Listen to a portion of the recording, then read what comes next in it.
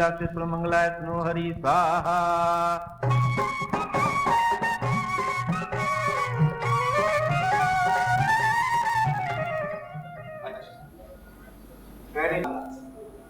मीरन वट दीवान हुआ दीवान। नमस्कार।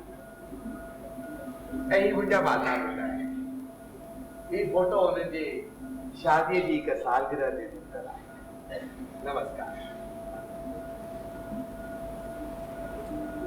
अरे रे यो शादी करी मुझे लाइ त तव्हीं रिधी सिद्धीअ जा देवता आहियो। स्त्री लाइ पति परमेश्वर हूंदो आहे। सच पुछी त पतीअ खे पत्नीअ खे नमस्कार करणु घुरिजे। मुंहिंजा पिताजी चवंदा हुआ यत्र नारी सत्व पूजते रमते तत्व देवता। यानी त जंहिं घर में स्त्री जी पूजा थिए थी उते देवताउनि जो वास थिए। स्त्री त शक्ति आहे शक्ति। मूंखे त सम्झ में ई नथो अचे तव्हीं चओ छा पिया। नथो सम्झ में अचे? अची वे आहिस्ते आहिस्ते। अञा त असां गृहस्थ जीवन जी चावंट ते ई बीठा आहियूं।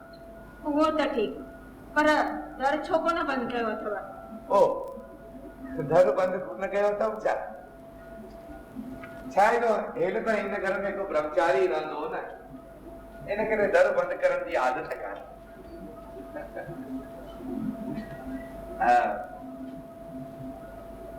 मिठाई खाईंदी है न ॼण?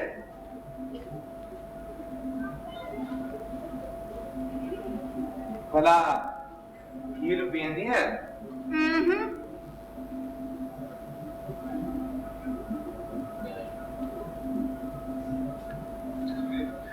भला मां तुझे भर में विया ना छो?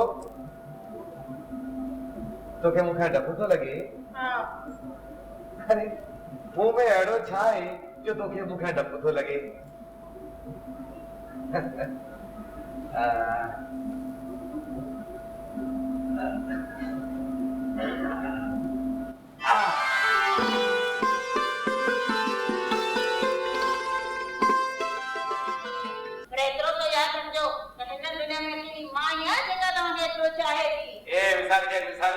ये तुझे दिमाग में का है गलत फहमी हुजे न त पंहिंजे दिमाग में कढी थे समझे छो तो मुखे चाहण वाली तू न का भी हस्ती आहे। अच्छा हां त स्त्री हूंदी? हां जरूर जवान हूंदी? हां सुहिणी हूंदी? हां केतिरा सालनि जी आहे? 16 17 18? शहर जे सभनी साल जी उम्र करे वञे पर पंहिंजी उम्र न तुझे ध्यान ॾियो अथई। ख़बर अथई तूं छा थी वई आई? ठगी थी वई आई ठगी मेंढ ठगी। छा चयो? मां ठगी? मैं थी लगा? हां जरा आईने में को दफ़ो पंहिंजो मुंह त ॾिस जॻह मूंखे हथ न लॻायो। ॾिस तूं मां तोसां खूब प्यार कंदो आहियां। हां मां तोखे पंहिंजे जीवन जो हिकु अहम फ़ैसिलो ॿुधाइण थो चाहियां। हिते अची करे वेह। न न न न न मां जिते आहियां उते ई थी आहियां। ऐं तव्हां छा था सम्झो त तव्हांजी टके वारी ॻाल्हि ॿुधी मुंहिंजी दिलि में धधको रसंदो ऐं मां बेहोश थी किरी पवंदसि। हा बि तव्हांजी टके वारी ॻाल्हि ॿुधी। मुंहिंजी ॻाल्हि मामूली आहे टके वारी ॻाल्हि आहे? ॿियो न त ॿिनि ॿारनि जी माउ आहियां। हाणे ई खसी ॻाल्हि ॿुधी बीमार कान थींदसि। वो ज़मानो वियो जॾहिं मनुअ जे कलियुनि जे ऑपरेशन वक़्तु बेहोश थी वई हुयसि। अरे पर मनुअ जे कलियुनि जी ऑपरेशन में मुंहिंजी हिन ॻाल्हि में ज़मीन आसमान जो फ़र्क़ु आहे। पर मुंहिंजे लाइ त तव्हांजी हर ॻाल्हि मनुअ जे कलियुनि जे ऑपरेशन जहिड़ी थी लॻे। हाणे सच पुछो त तव्हांखे पाण दवा जी ज़रूरत आहे? दवा जी न प्यार जी। भाव नीरू आसराणी ॻाल्हि ॿोल लाइ अॼु असां हिते आया आहियूं। मुंहिंजा दोस्त आहिनि गॾु राजेश मनवाणी ऐं सिंधियत जो जज़्बो तव्हांजो ॾिसी करे असांखे लॻो त अञा सॼे हिंदुस्तान जे सिंधी समाज खे इहा ॼाण मिलणु खपे त सिंधियत लाइ कहिड़ा कहिड़ा दोस्त कमु करे रहिया आहिनि ऐं उन्हनि जे कमु करण जो छा मक़सदु आहे। त थोरो मुख़्तसर में तव्हां इहो ॿुधाईंदा त एक्टिंग जे फील्ड में तव्हांजो आगमन कीअं थियो? एक्टिंग जो शौक़ु जीअं त हमेशह चवंदा आहिनि सभु कलाकार ईअं ई चवंदा आहिनि त नंढे हूंदे खां ई हो।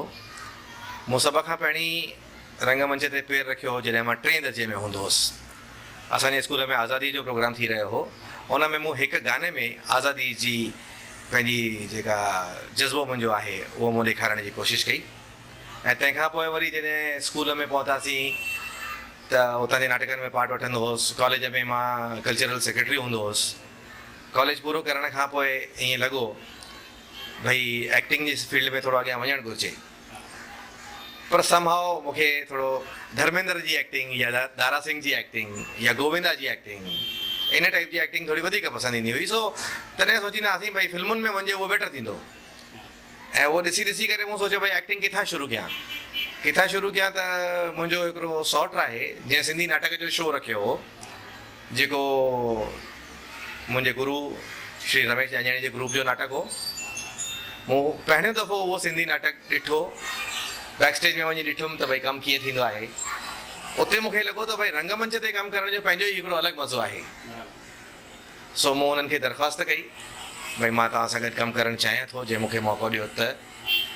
ऐं 26 मार्च 1978 ते मूं हुननि सां गॾु पहिरियों शो हैदराबाद में मुंहिंजा मोर लाॾा नाले नाटक सां कयो, ऐं उन खां पोइ जेको कुझु थियो उहा हिस्ट्री आहे। अॼु ताईं मां उहो ग्रुप हलाए रहियो आहियां, सिंधी नाटक करे रहियो आहियां। छाकाणि त हिकु दफ़ो सिंधी नाटक ते पेर रखण खां पोइ मूं सोचियो ई कोन भई मां नाटक छॾे करे फिल्मुनि में वञा। फिल्मुनि में वञा इहो शौक़ु जेको शुरू खां हो उहो हाणे बि आहे, हाणे कमु कंदो आहियां, पर नाटक छॾे करे वञा उहो न। नाटक करिणो आहे, सिंधीअ में करिणो आहे, ऐं जेसिताईं जीअरो आहियां तेसिताईं करिणो आहे, इहा मुंहिंजी मंशा आहे। नीरू, सिंधी नाटकनि जे प्रति तव्हांजो जेको समर्पण आहे, तव्हांजी जेका भावना आहे त्याग जी, साराह जोगी आहे। मां तव्हां सां इहो सुवालु करणु चाहींदुसि त अॼु जी जेका हालति आहे, अॼोके सिंधी नाटक जे बारे में तव्हां खां ओपिनियन पुछिजे त उहा हालति केतिरे क़दुरु तव्हां हुन सां सेटिस्फाइड आहियो, या उन में छा तब्दीलियूं थियणु खपनि उन जे सब्जेक्ट मैटर में, नाटकनि जे या उन जे परफॉर्मेंस में, ट्रीटमेंट में, ऐं जेके बि नाटक जा पहलू थींदा आहिनि उन बाबति ॿुधाईंदा। नाटक जा पहलू त जेके आहिनि उहे सभिनी भाषाउनि में साॻिया ई आहिनि। भले तव्हां ॾिसो, हिंदी ॾिसो, गुजराती ॾिसो, मराठी ॾिसो, अंग्रेज़ी ॾिठो, सभिनी में कॉमेडी सभिनी खे वधीक वणंदी आहे, पर ॿी तरह जा नाटक बि माण्हू पसंदि कंदा आहिनि। सिंधीअ में बि ईअं आहे, जेके बि नाटक मंडलियूं जेके कमु करे रहियूं आहिनि उहे नंढा नाटक बि कंदियूं आहिनि, वॾा नाटक बि कंदियूं आहिनि, कॉमेडी बि कंदियूं आहिनि, सीरियस बि कंदियूं आहिनि, पर वरी बि माण्हुनि खे कॉमेडी नाटक वधीक पसंदि ईंदा आहिनि। सो पहिरीं ॻाल्हि त जे चेंज जे चइजे त चेंज नाटकनि में आणण जी ज़रूरत कान्हे। मुंहिंजे हिसाब सां चेंज नाटक ॾिसण वारनि में अचणु घुरिजे।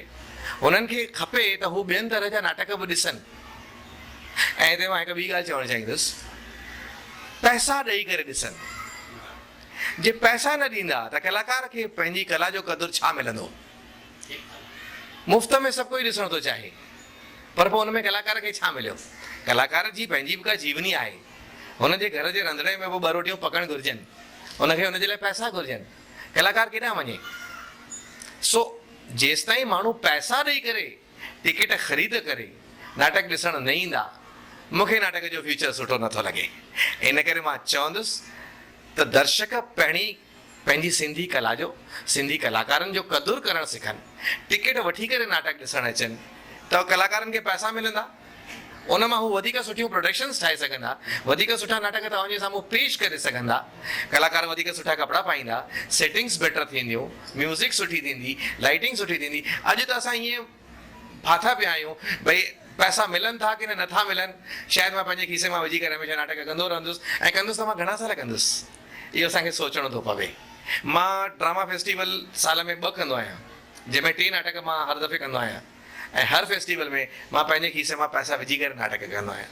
अॼु ताईं कंहिं बि सिंधी नाटक मंडली वारे सिंधी नाटक मां कमायो कोन्हे। सो जे कमायो कोन्हे त असां कमाइण लाइ छा करियूं? कमाइण लाइ वरी टाइम ॿिए किथे ॾियणो पवंदो, ऐं जे टाइम ॿिए किथे ॾियणो पवंदो त नाटक करे न सघिबा।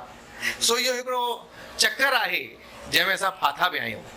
को रस्तो खपे इन चकर मां ॿाहिरि अचण जो, जेको असां नथा सोचे सघूं, कंहिंखे इहो सम्झ में अचे त उहो अॻियां अचे, असां हुननि सां मिली करे कमु करण लाइ तयारु आहियूं। बराबरि तव्हां जेके ॻाल्हियूं चयूं, सिंधी नाटक जे साम्हूं घणियूं समस्याऊं आहिनि, ऑडियंस जी समस्या ऐं अहिड़े ऑडियंस जी समस्या जेके पैसा ख़र्च करे नाटक ॾिसणु चाहिनि। जीअं ॿियनि मनोरंजन जे एंटरटेनमेंट जे साधननि ते असां ख़र्च कयूं था, नाटक खे असां हे न मञूं, ऐं नाटक विधा त ॾिठो वञे त फिल्म विधा खां बि वधीक सम्मानजनक विधा आहे। त इन ई सिलसिले में, इन ई ॾिस में तव्हां खां पुछणु चाहींदुमि, जीअं तव्हां फिल्म जे बारे में ॻाल्हि कई त दारा सिंह, धर्मेंद्र या गोविंदा तव्हांजा आइडियल आहिनि, सिंधी कलाकारनि में या डायरेक्टर्स में तव्हां पंहिंजो आदर्श कंहिंखे मञींदा आहियो? अॼु ताईं त मां पंहिंजे गुरु श्री रमेश जंजाणीअ खां वधीक कंहिंखे सम्झंदो ई कोन आहियां, पर उन्हनि जी टक्कर में मिस्टर एस पी मेघाणी आहिनि, जेके गॾु गॾु उन्हनि सां गॾु रहिया आहिनि सालनि जा साल, हुननि बि सिंधियत जे लाइ काफ़ी कुझु कयो आहे। पर वरी बि मां सम्झंदो आहियां त जंजाणी साहबु जेको नाटक खे पुश ॾिनी, जेको उन्हनि खे पब्लिक जे साम्हूं खणी आया, जंहिं वे में पब्लिक जे साम्हूं खणी आया, जंहिं रस्ते उन्हनि जे साम्हूं पेश कयऊं प्रोफेशनल नमूने में, उहो मेघाणी साहब न करे सघिया। उहो त मूंखे जेसिताईं ख़बर आहे मेघाणी साहब बि जंजाणी साहब खां ई सिखिया, छाकाणि त जंजाणी साहब NSD मां पढ़ी आया हुआ, ड्रामेटिक्स जी ट्रेनिंग वठी आया हुआ, त हुननि खे बराबरि ख़बर हुई त नाटक कहिड़े नमूने चङी तरह पेश करणु घुरिजे टेक्निकली। त उनखे जॾहिं जंजाणी साहब पंहिंजे हिसाब सां पेश करणु शुरू कयो त माण्हुनि खे सम्झ में आयो भई नाटक हीअं बि थी सघंदो आहे, ऐं पोइ ॿियूं मंडलियूं धीरे धीरे उन्हनि खे फॉलो करणु लॻियूं। त मुंहिंजे हिसाब सां मुंहिंजा गुरु श्री रमेश जंजाणी, उन्हनि खां वधीक अॼु ताईं मूंखे कोई सम्झ में न आयो आहे। ऐं अॼु जी टहीअ में जेके आहिनि से मजबूरीअ मां नाटक करे रहिया आहिनि। तव्हां ॾिसंदा सॼे हिंदुस्तान में तव्हां किथे बि वञो मजबूरी में, छाकाणि त वरी बि मजबूरी उहा आहे उन्हनि जी जो हू चाहींदा त असां पंहिंजी ॿोली ज़िंदह रखूं। सभिनी जो जज़्बो इहो ई आहे भई ॿोली ज़िंदह रखणी आहे, पर पोइ कॉन्स्टेंट्स तकलीफ़ूं जेके असांखे सुठे नमूने नाटक करण खां मजबूर थियूं कनि ऐं असां सुठा नाटक करे नथा सघूं, उहे हुननि खे रोके थियूं बीहारनि में। त इन करे मां चाहींदुसि वरी बि जंजाणी साहब या मेघाणी साहब, इहे ॿ नाला मां खणणु चाहींदुसि। उन्हनि जे नक्शे क़दमनि ते कोई बि हले त मां सम्झां थो सुठा नाटक करे सघंदो आहे। वाह नीरू वासराणी साहब, हिकु ॻाल्हि तव्हां ॿुधायो, जीअं हिंदीअ में असां BV कारंत, हबीब तनवीर या MK रैना जहिड़े डायरेक्टर्स जा नाला ॿुधा आहिनि, उहे सीरियस प्ले करे रहिया आहिनि ऐं घणा ई प्लेस त इंटेलेक्चुअल्स लाइ हूंदा आहिनि, यानी क्लास लाइ ई हूंदा आहिनि, मासिस ताईं न पहुची सघंदी आहे ॻाल्हि। पर असांखे सिंधी नाटकनि में त इहा हिकु वॾी प्रॉब्लम आहे जो ऑडियंस हूअं ई घटि आहे। त छा कॉमेडी प्लेस ॾाढो वधीक पॉपुलर था थियनि, सभिनी खे ख़बर आहे कॉमेडी जो ई ज़ोर आहे अॼुकल्ह चैनल्स ते बि, पर छा सीरियस प्ले करण जो ख़तरो कंहिं सिंधी डायरेक्टर अॼु ताईं खयों आहे, या तव्हां पाण इहो ख़तरो खणणु चाहींदा? खयों आहे ऐं बिल्कुलु डेफिनेटली खयों आहे।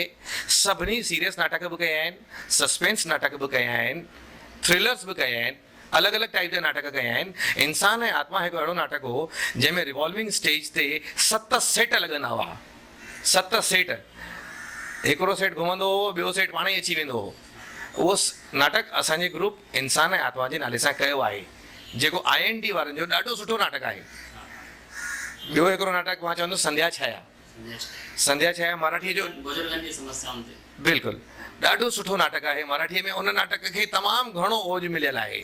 असां सिंधीअ में जॾहिं उहो नाटक कयो त उन नाटक जो मेन किरदारु जेको मराठीअ में रोल कंदो हो, उहो अची करे असांजो सिंधी नाटक ॾिसी वियो ऐं जंजाणी साहब खे शाबाशी ॾेई वियो, भई तो मूंखां सुठो नाटक कयो आहे। त ईअं न आहे त असां नाटक न कंदा आहियूं। मूं बि हिकिड़ो सस्पेंस नाटक कयो आहे जंहिंमें सिर्फ़ु 2 किरदार आहिनि।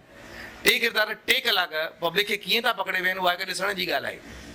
पर अहिड़ा नाटक असां कंदा रहंदा आहियूं। हींअर मूं हिकिड़ो नाटक कयो लोखंड वाला 2nd क्रॉस लेन, जंहिंमें अधेड़ उमिरि जा जोए मुड़ुस आहिनि, सिर्फ़ु 2 कलाकार।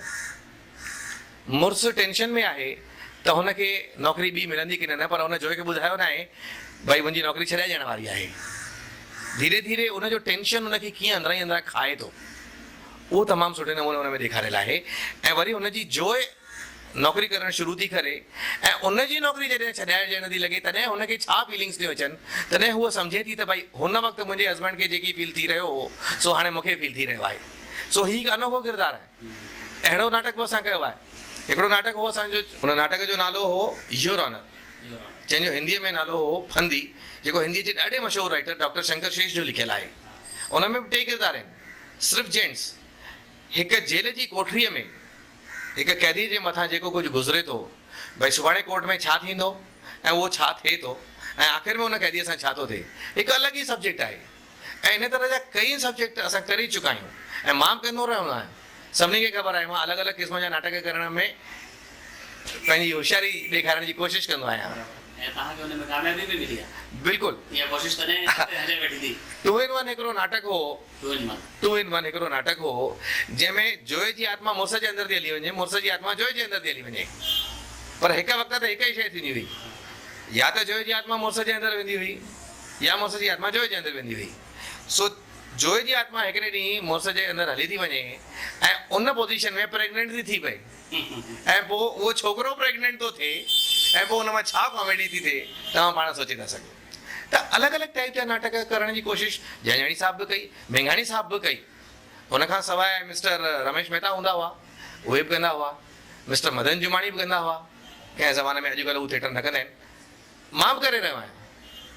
पर पोइ जॾहिं कॉमेडी नाटक खे ॾिसण लाइ माण्हू नथा अचनि, कॉमेडी नाटक छा को बि नाटक ॾिसण लाइ माण्हू अॻियां नथा अचनि, त पोइ सीरियस नाटक करे असां कंहिंखे ॾेखारियूं? छा पाण ई ॾिसूं वेही करे?